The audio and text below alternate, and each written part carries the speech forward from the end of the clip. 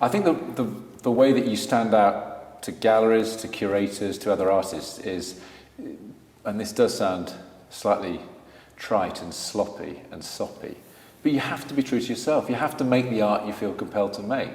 Now that may come from critical rigour, it may come from an emotional compulsion, it may come from a mixture of all sorts of things. But if you just simply look to make art to get yourself noticed, or that's market driven, you get found out because it's underpinned by nothing. If it's critically engaged with the market, fine.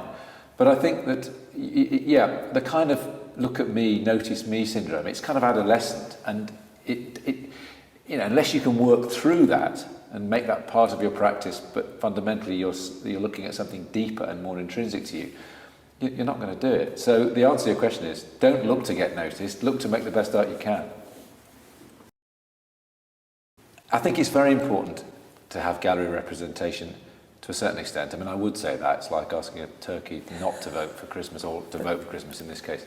But if you look at it, there are very few successful international artists who haven't worked within the gallery system to a certain extent. Having said that, and this may surprise you, it isn't essential, and particularly if you're a young artist, that was one of the things that defined the YBAs. Rather than seek the art world and try and play it by the art world's rules, and look for commercial galleries to take them on. And there weren't that many great commercial galleries in London at the end of the 80s anyway. I mean, of course, Listen was wonderful and so on, but there weren't that many. What the YBAs did was represent themselves, put their own shows on as undergraduates and then postgraduates, and actually get the art world to come to them. And then they grew up with a new generation of gallerists, of which Joe Jopling and White Cube was probably the most important.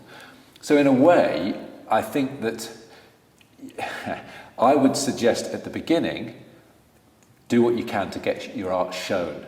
Now that doesn't say make rubbish art, I mean try and find opportunities to get your work exhibited. That may be working collectively with other artists, it may be submitting for group shows, and certainly take gallery shows if they're offered. But you haven't asked me for this, but I'm going to give you some advice. Never sign a contract with a gallery. The number of young artists who I bump into who say, thinking about signing this gallery, a gallery I've never heard of, but they want me to sign a contract. We have no contracts with our artists at YCube, and nor do any of the major galleries that I know of. So in other words, it's a reciprocal relationship. It's based on trust to a certain extent. Of course, there are contracts about consigning certain works, but do it fundamentally on your terms as far as you can as a young artist. And if that means, in a sense, you don't feel you're calling the shots, but at least you're getting an exhibition, fine, but do not sign contracts that give galleries lifelong rights over you. It's kind of crazy. Mm-hmm. And as the older you get, start to call the shots a little more with the gallery. I mean, the best galleries align their interests with those of their artists, and their modus operandi is to be artist-led. Without our artists, White Cube is nothing like as important. We're not more important than our artists. And if we make sure that we're acting in the long-term interests of our artists, artists respond to that. You start working only in the short-term interests of your gallery, then artists leave. And so they should. Spaces to show their work in, fundamentally. Good spaces.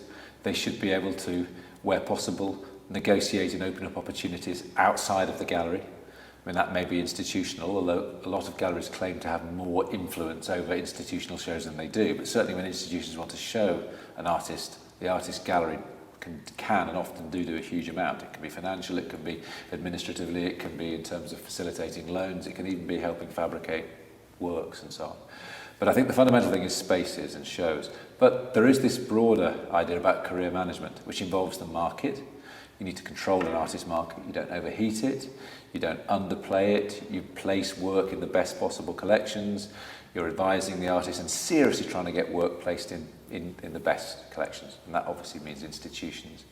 And then there are more concrete things. You make publications for artists. You facilitate the fabrication of work where an artist can't necessarily afford it. And in some ways, if you're agreeing a show with an artist and it involves elaborate fabrications, it's healthy if you're tying your interest with that of the artist rather than expecting the artist to do it all.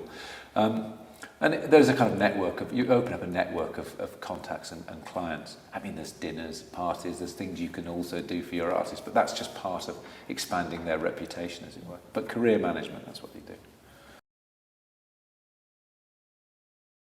There are many of the artists that we work with whose exhibition programme with us is fundamentally non-commercial. And actually, in some ways, that's good career management, because make the best exhibitions you can, make a statement, increase reputation and so on. But then one finds other ways of funding those projects. And actually, those artists still need to earn a living. So, in fact, they find ways, or we find ways with them of also producing work that has some commercial benefit. But we've done projects that are non-commercial with artists who are not that interested in the commercial aspect, and we think there's something interesting in that. So one would do it. But we're funded. I mean, galleries, commercial galleries are, the bottom line is they're commercial. They have to fund what they do. And so in the main, of course, the ideal relationship is an artist whose reputation and commercial viability start to become aligned. Okay.